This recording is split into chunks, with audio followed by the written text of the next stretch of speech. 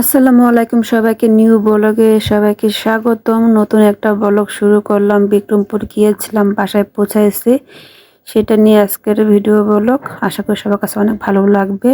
যাই হোক, আমরা বের হইতে যাচ্ছিলাম সকালবেলা, কিন্তু খালামণি আমাদেরকে সকালবেলা বের হইতে দেয়নি। আমাদের বের হইতে হইতে বিকালবেলা হয়েছে। তবে আজকে ভিডিওটা একটু বেশি বড় হবে, সবাই ধৈর্য ধরে দেখবেন এবং শেষ না হওয়া পর্যন্ত পাশে থাকবেন। খুব সুন্দর একটা পরিবেশ, এই সময়টা ভালো লাগে না? আমার দেখো কলা গাছ কত কি দেখা যায় চলার পথে, দেখার আর শেষ নাই। আমরা রওনা দিয়েছি। কই বিক্রমপুরে ঘোরা শেষ। দেখো কি সুন্দর, কি সুন্দর রাস্তা। এগুলি তো জীবন ঢাকা শহরে দেখা যেত না। বিক্রমপুরের ঐতিহ্যবাহী ঘর, দোতলা ঘর, এখনো সব এগুলি দোতলা সব।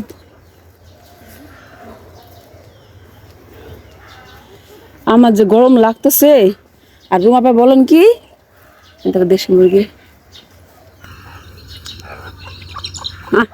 এগুলো কি আইনের বুঝি না কি এগুলো।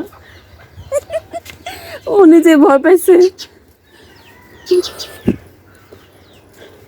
আপনি কি কোন কি যে গরম, এই কি শীত, শীতে অনেক শীত না, এই এলো তুই শীত, ঢাকাছে গরম বেশি।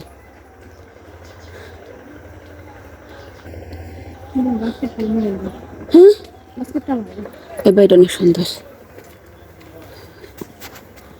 বাড়ি ঘর সবাই বিল্ডিং করে ফেলছে। দেখো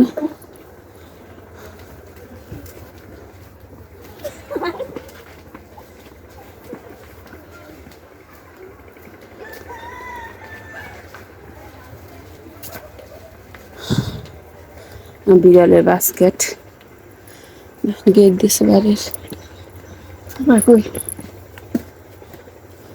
এগুলি বিছানো, এইরকম তো ঢাকা শহরে দেখা যায়। এই যে দোতলা, দেখো বারান্দা দিচ্ছে, এগুলো দোতলা চুচালা। এদিকে বিল্ডিং হয়েছে কম, একটু ভিতরে তো এগুলা।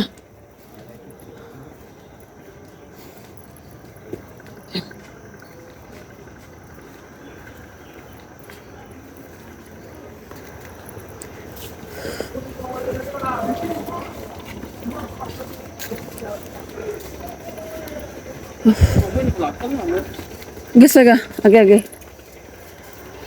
অন্ধকার যাবো একটু পরে। কত বড় বিল্ডিং করে রাখছে।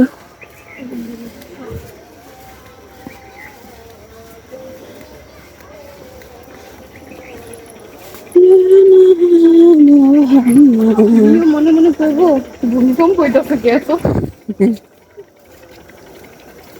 সবই সবই কি দেখো কি সুন্দর, উঁকি মারতেছে সূর্যটা আমার দিকে গাছের ফাঁকা দিয়ে।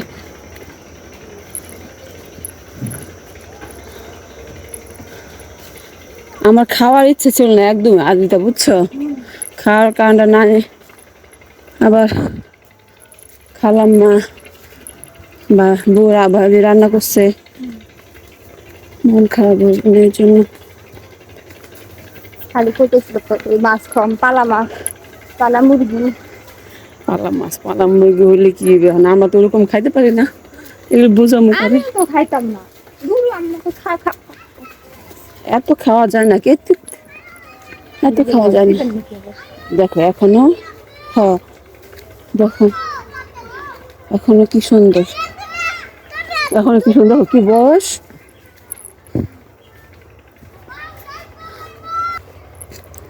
এটা স্কুল মনে হয় না, স্কুলের নাম হয়তো দেখি না। মা মা মা, উফ, এটা মসজিদ।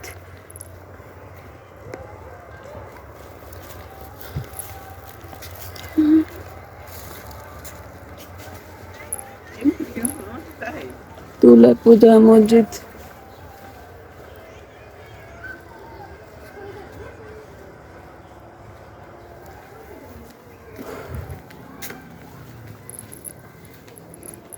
এই যে স্কুল তুলাই সরকারি প্রাথমিক বিদ্যালয়।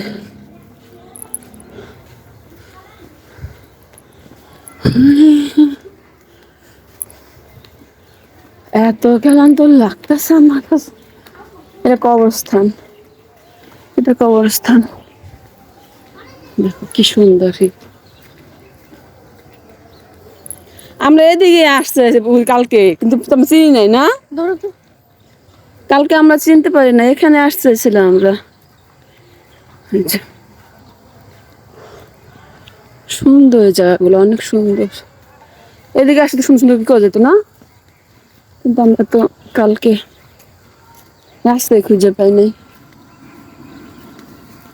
ওই যে মেন রোডে চলে আসছি, 10 মিনিট লাগে না, আমরা হচ্ছে ভয় পাইতেছিলাম।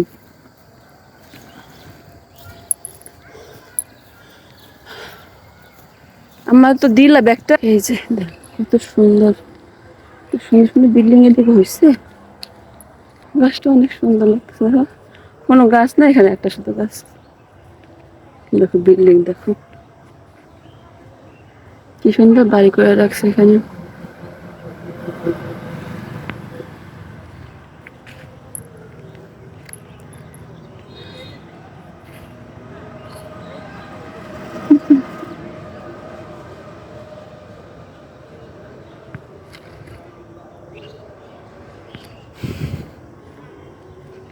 সবাই এখানে দাঁড়াচ্ছে।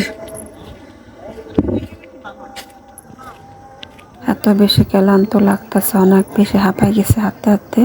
10 মিনিটের রাস্তা আমাদের আসতে লাগছে আধা ঘন্টার উপরে। যাই হোক, সবাই ভিডিওটা অবশ্যই লাইক শেয়ার দিয়ে পাশে থাকবেন। অবশ্যই 2-3টা করে সবাই শেয়ার করে দিবেন। অবশ্যই লাইক দিয়ে সুন্দর করে গঠনমূলক কমেন্টস করে যাবেন। এই রাস্তাগুলো এত সুন্দর, ক্লান্ত লাগতেছে কিন্তু অনেক ভালো লাগতেছে। পরিবেশটা খুবই ভালো লাগতেছে, যেহেতু সন্ধ্যা নেমে গেছে। হাঁটতে হাঁটতে কত কিছু দেখলাম, সূর্যোদয় দেখলাম, বিক্রমপুর আসলাম, আসবো করে শেষ পর্যন্ত আসা হইলো। মনটা খুবই ভালো লাগলো। নিজের দেশ বলে কথা, বিক্রমপুরের মেয়ে আমি, খুবই ভালো লাগে ভাবলে। যদিও বিক্রমপুরে এখন তেমন কেউ নেই, তারপরও ভাবতে ভালোই লাগে। এখানে গাড়ি পাচ্ছিলাম, অনেক সময় ধরে দাঁড়িয়েছিলাম গাড়ির জন্য। শেষ পর্যন্ত হাঁটতে হাঁটতে আমাদেরকে অনেক দূরে যেতে হয়েছে। পরে রিক্সা নিয়েছে। আসলে এখানে থাকি না তো কিভাবে কি যেতে হয়, অনেক বছর পর আসলাম। এখানকার পরিবেশের অবস্থা, গাড়ি ঘোড়া, বড়াপা বলতেছিল যে সব কিছু নাকি চেঞ্জ হয়ে গেছে, আগের মতো কিচ্ছু নেই। এর জন্য আপাও তেমন চিন্তা ছিল না, যার জন্য একটু সময় লাগছে, আমাদের কষ্ট হচ্ছিল। দিক দিয়ে পুরা সন্ধ্যা হয়ে গেছে, অন্ধকার, আজান দিয়ে দিছে। সবাই তো ভয় পাচ্ছিলাম, অন্ধকার তো রাস্তা আরো চিনবো না আমরা। জানি গাড়ি নাই একটা, কত কাঠের ঘেরা।